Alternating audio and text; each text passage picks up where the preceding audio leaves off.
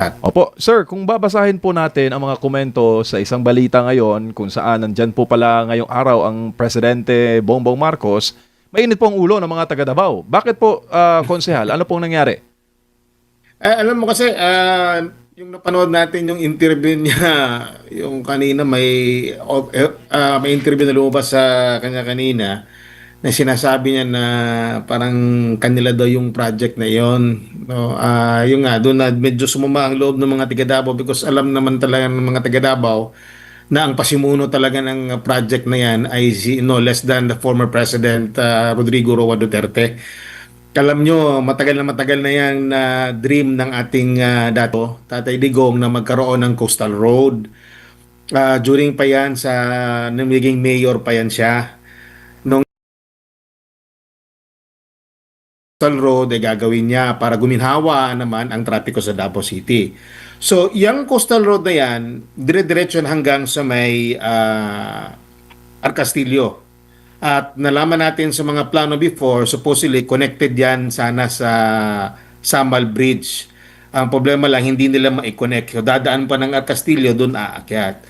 So, ang mangyayari, kailangan natin ng tulay. Diyan na nga yung Bukana, pati yung doon sa may Santa Ana Wharf. Yung Bukana na tulay na yan, kung di ako nagkakamali, nasa media pa ako noon. Ito lang, just to set the record straight, ano? Hindi naman natin tawag nito. Talagang hindi man tayo nagsisinungaling dito. Sinasabi lang natin ang katotohanan. Para lang malaman din ng taong bayan. Kung di ako nagkakamali, 2020 ito eh. Hindi pa ako konsehal noon, nasa media pa ako noon.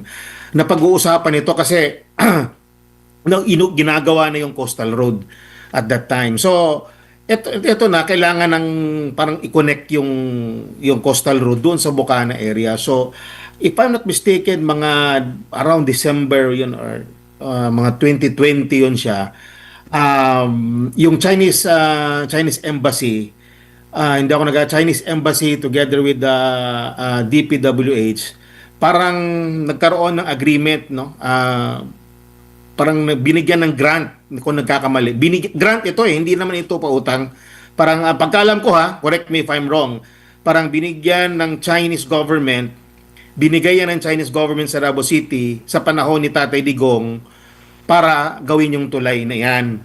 No, kaya nga tuwang-tuwa tayo dahil sa wakas magkakaroon na tayo ng tulay diyan sa may Bukana at malaking alibyo yan, no, sa takbo ng trapiko sa Davao City. Ang medyo kinasasama lang ng loob natin is hindi man lang na-mention, no? Ang sinasabi kasi niyang legasiya, part of the legacy is it should be part of the legacy of the former president, not of his legacy. With due respect to the president, hindi naman talaga kanya yan. No, hindi naman talaga nagkaroon lang, ginawa lang yan panahon ng kanyang administration maybe, but it doesn't mean that he was the one who started it. He was not the one who started the ball rolling, kung baga, so to speak. So hindi talaga siya kanya.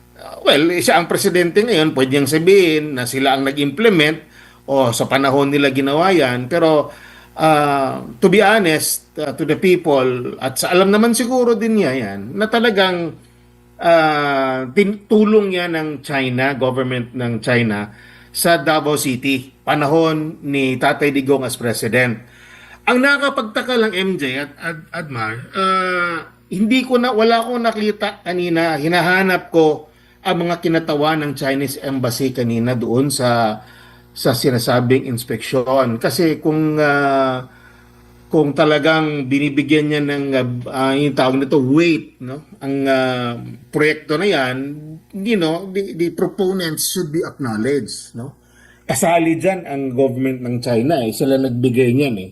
Sila ang tumulong sa atin yan. So nagtataka kami kanina, bakit wala ring kinatawan ang Chinese embassy doon?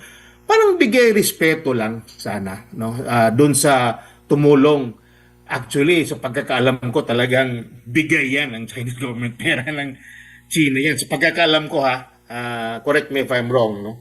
So, yun ang sentimento ng mga kababayan. Hindi lang ako, marami. Kung basahin niyo yung mga comment, ang iba, masama tayo loob. Iba mga medyo masasakit pang sinasabi nila tungkol dun sa interview, no, with the president. So yun lang akin, MJ, na we just like to inform the public that it was the former President Rodrigo Duterte who started that. And nabuo yan noon. Nabuo yan. I think kung di ako kakamali ang around $60 million, no? Yung ano na yan, yung project na yan, yung worth ng project na yan. MJ.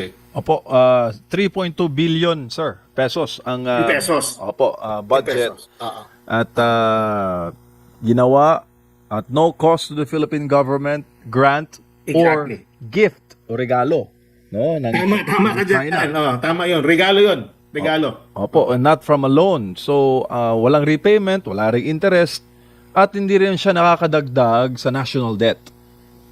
Konsehal. Exactly. Apo. Kaya nga doon sumamahalo natin kasi bigay yun sa atin, bigay sa mga tiga Davao. Okay naman ang presidente mag-inspection siya, pero naman kahit papano, with due respect to the former president na pinakulong nila, dapat sana sabihin, actually, this is a legacy of the former president. Pero masakit siguro, hindi niya masabi siguro yun. Siyempre, politically, baka hindi niya talaga sa Bisaya pa, hindi niya malitok, hindi niya masabi yung mga words na yun. Pero alam niya yan, I think the president knows that, hindi sa kanya yan, kay Tatay Digong yan, at nabuo yan, at napirmahan yan, agreed upon yan during the time of the incumbency of the former president, Tatay Digong. And as you said nga, and na-confirm talaga, it's really a grant, bigay yan. Kaya nga kanina, I was expecting that nandun ang kinatawa ng Chinese embassy. No, but unfortunately, wala talaga ako nakita. Wala ako nakita ang mga members ng consular office doon. It was only a few people siguro from the side of the president, the side of the government, and from DPWH and DOTR, and siguro maraming mga doon. Pero wala akong nakita tawag nito. Kinatawa ng Chinese embassy. Tinanong ko yung taga DPWH, ang tinanong ko kung kailan ba talaga officially magbubukas yan, ang sabi is December 15. No? December 15. Tapos, ito ata ang magbibigay alibyo ng trapiko dyan, yung dumadaan sa may Bolton Bridge at Governor Generoso Bridge sa Bangkiruan, at yung dadaan doon sa may Rojas Avenue. Habang hindi pa ata makumpleto yung doon sa may Santa Ana. But again, this is really a welcome development sa Tiga Davao. Opo. Kaso lang, yun nga, kay Tatay Digong ito. Opo. Konsehal, bago lang si Partner Admar. Sir, kung babasahin mo po kasi yung mga komento sa social media, titingnan mo rin yung analytics. To sum it all, ang comment ng tao, kung magbubulit summary tayo, rubbing salt into the wound yung nangyari, na parang may sugat na nga kasi nga ang Davao City, ang buong Davao region, mahal na mahal ang dating presidente, tapos nagpunta pa dyan ng presidente ngayon, tapos ito ang ginawa niya. Panstula daw pinapahiran na asin yung sugat sa puso ng mga Davaoenyo. Anong masasabi mo doon, sir, sa komento? Totoo yan. Sa balita pa nga kanina, sa nanonood ako ng TV, kaya nga, sabi ko minsan ayoko na manood ng, except sa inyo may ibang balita kasi parang, ewan ko, parang minsan, hindi ko na gusto na napapanood. Kanina, wala akong choice. Gusto kong tignan ko talaga, lumabas nga sa mainstream media yung balita kanina. Lumabas nga siya, nakita ko nga doon na pagka-headline pa ata parang pinuntahan ng Pangulo ang baluarte ng mga Duterte. Para ba sinasabi nila na para bang napasok, napasok nila. Wala naman talagang problema pumunta sa dito hindi na siguro gusto ng mga tao na makita siya o hindi siya welcome ng mga tao dito. Kasi nung paglipad ng chopper nga kanina, may video ang sinasigaw Duterte. Pero the point is, magbigay naman ng konting respeto. Alam mo yun naman, taga Davao tayo, tapos ang presidente natin doon, si Tatay Digong, and siya rin ang nag-umpisa niyan. Yun lang naman ang hinihingi natin, konting respeto, lalo na sa Chinese government, dahil pera nila yon binigay sa atin, sa mga tiga Davao, para matulungan tayo, maalibyuhan ang trapiko natin. And yet, parang lumalabas, pag tinitignan mong interview, talagang, parang sila talaga ang nagpasimuno niyang project na yan. Legacy projects pa, kumbaga. Inspection siya, walang yan. Hindi yan ghost. Kitang-kita yan at hindi yan substandard. Talagang napakaganda paggagawa niyan. no? Napakaganda yung tulay na yan kasi mismo ang nag-supervise nga is nandun, I think, nandun yung mga engineers ng Chinese government when it was constructed. Opo, Konsehal, maayong gabi, si Admar po ito. Naghalongkat tayo dito sa internet sa mga possible na mga tawag nito artikulo, no? Related dito. Meron tayong